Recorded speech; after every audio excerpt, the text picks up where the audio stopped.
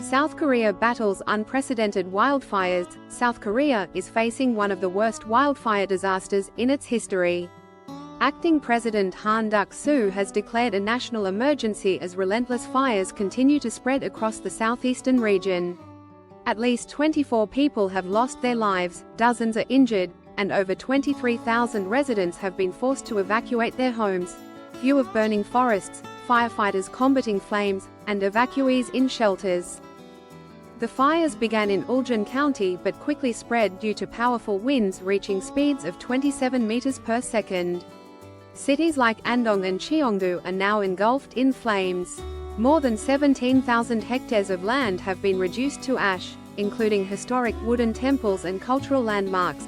In response, South Korea has deployed every available resource.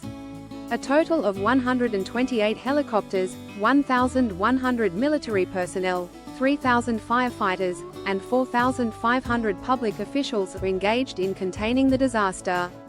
The U.S. military has also provided helicopters to support the firefighting operations. More than 28,000 people have sought refuge in emergency shelters as homes continue to burn. The government is providing immediate assistance, including emergency funding and supplies for those affected. Experts point to a combination of dry air, strong winds, and unusually warm weather as key factors behind the intensity of these fires. Officials also suspect that some fires may have started due to illegal waste burning, a common practice in rural areas.